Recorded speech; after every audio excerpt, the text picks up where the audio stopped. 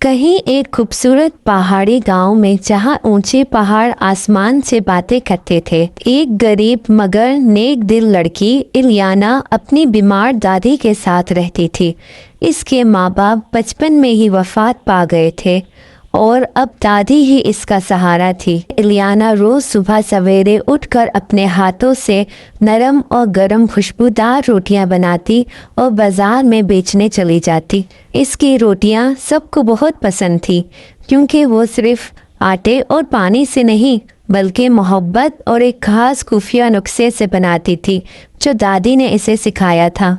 एक दिन जब शाम के वक्त सूरज पहाड़ के पीछे छुप रहा था, एक बूढ़ी औरत इलियाना के पास आई। इसके कपड़े फटे हुए थे और वो कमजोरी से कांप रही थी। बेटी, क्या तुम्हारे पास मेरे लिए कुछ खाने को है? वो एक लम्हे के लिए रुकी, फिर मुस्कुरा कर वो रोटी बूढ़ी औरत को देती। बूढ़ी औरत ने रोटी थामी, इलियाना को गौर से देखा और अचानक रोशनी में बदल गई। वो एक जादुई परी थी। इलियाना, तुम्हारी मेहरबानी ने मेरा दिल जीत लिया, परी ने कहा। इसने इलियाना को एक जादुई टोकरी दी। ये कभी खाली नहीं होगी, मगर याद रखना, अगर तुमने लालच किया तो इसका जादू खत्म हो जाएगा। अगले दिन इलियाना ने जब टोकरी खोली तो इसमें ताज़ा गरम रोटियां थी। वो बहुत खुश हुई और रोटियां गांव के गरीबों में बांटने लगी।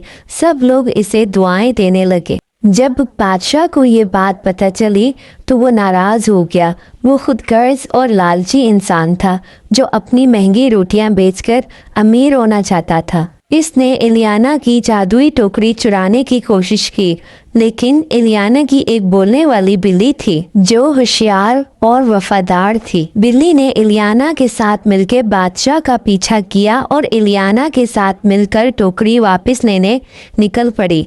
बादशाह ने जैसे ही टोकरी खोली, अंदर से बहुत सारी रोटियां थी। वो लालची हो गया और सब अपने लिए रखना चाहा, मगर जैसे ही इसने लालच किया, टोकरी का जादू खत्म हो गया और इसमें से सड़ी हुई बासी रोटियां निकलने लगी।